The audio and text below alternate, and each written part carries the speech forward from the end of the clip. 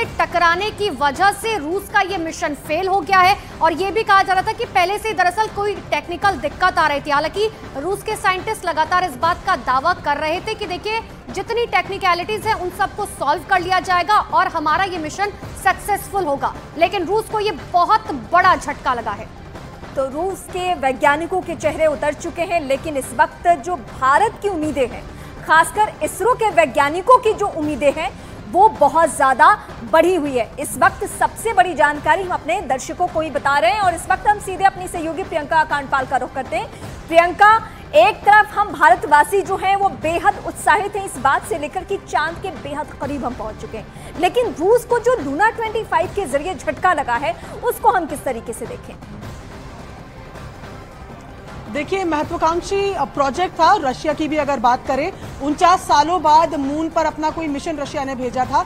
10 अगस्त को लूना 25 को लॉन्च किया गया था और महज 11 दिन में ये लैंड भी करने वाला था, यानी कि 21 अगस्त को लैंड करने वाला था बनिस्बत हमारे, क्योंकि हमारे पूरे मिशन की अगर बात की जाए तो 40 दिन का टाइम था और ये केवल 11 दिन में लैंड करने वाला था। इसके कई कारक हैं, लेकिन जिस तरीके से एक दिन से लगातार टेक्निकल ग्लिच की बात आ रही थी, बताया जा रहा था कि संपर्क लूना 25 का अपने अर्थ स्टेशन से टूट गया है। काफी कोशिशें वैज्ञानिकों ने वहां पर की, लेकिन 49 साल बाद रशिया का चांद के साउथ पोल पर जाने का जो सपना था वो टूटा और बताया जा रहा है कि क्रैश लैंडिंग हो गई, यानी कि अब किसी भी तरीके से लूना 25 के साथ कोई संपर्क रशिया का जो अर्थ स्टेशन है वो साथ नहीं पा रहा है। जी रीमा। बिल्कुल।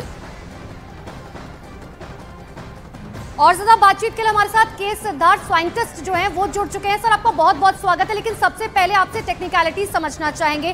कहा जा रहा है कि ऑर्बिट फेस बदलने के दौरान जो है ये क्रैश हो गया। बिल्कुल ठीक है। देखिए, स्पेस में इतने वेरिएबल्स काम करते हैं, इतने ढेर सारे, कुछ में से एक दो भी वेरिएबल होते हैं जो अगर काम नहीं कर किया या एक दो वेरिएबल आगे पीछे हो गया, हमें जानकारी भी नहीं मिल पाती है। अच्छा, दूसरी बात है कि जो अंतिम आधे घंटे का समय रहता है, 15 मिनट का समय रहता है, वो बहुत ही क्रूशियल होता है, क्योंकि उसमें जो रॉसकॉस्मोस है वो जमीन से भी नियंत्रित नहीं कर पाता। वो आर्टिफिशियल इंटेलिजेंस के द्वारा ही वहाँ पर उसके भीतर में काम कर सकता था। तो जो स्थिति हुई वो स्थिति यह हुई कि उसे एक रास्ते पर चलना था, उस रास्ते से वो भटक गया, किसी कारण से भटक गया। इन लोगों ने उसको वापस लाने की कोशिश की, वापस लाने की लाख कोशिशों के बावजूद वह वापस नहीं ला पाए उस रास्ते पर, और वह अंततः क्या हुआ कि अंततः जिस दिशा में जाना था, जैसे जाना था वैसे चला गया और क्रैश कर गया। तो वो इस कारण से हुआ होगा कि ग्रेविटी मून के ऊपर में जो होती है, चंद्रमा के ऊपर में होती है, वो इतनी डिफरेंट होती है कि वो पता नहीं चल पाता है। दूसरा, उस स्थान पर प्लाज्मा कैसे काम कर रहा है, क्या नहीं कर रहा है, जो बहुत हॉट चीजें हैं, गर्म चीजें हैं, वो भी पता नहीं चल पाता है। तो अंतिम अवस्था में या अंत में उतरने के पहले कौन कौन सी परिस्थितियां आई होंगी, एक पता नहीं चल पाया। दूसरा कि जब उसे मैनूवर करने की कोशिश कर रहे थे तो मैनूवरिंग करने में कोई इमरजेंसी सिचुएशन आई, ठीक है, और वो मैनूवर नहीं कर पाया, तो सॉफ्टवेयर में भी हो सकता है कहीं कुछ गड़बड़ी हो गई हो। तो ये किसी को भी पता नहीं है, अब तो रिपोर्ट आने पर ही मालूम चल पाएगा। लेकिन कुल मिला जुलाकर यह है कि चंद्रमा पर लैंड करना इतना आसान नहीं है।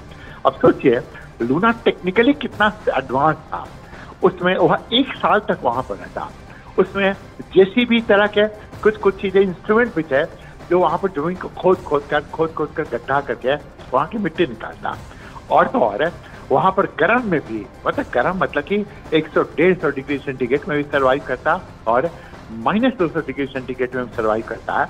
रशिया का एक्सपीरियंस देखिए, और रशिया का यह देखिए कि रूस ने इतने दिनों तक अपने स्पेस प्रोग्राम को रखा, स्पेस स्टेशन चला रहा था, तब भी नहीं हो पाया। तो इसरो का उस रूप में अगर उपलब्धि देखें तो अभी तक सच में बहुत अच्छी उपलब्धि है।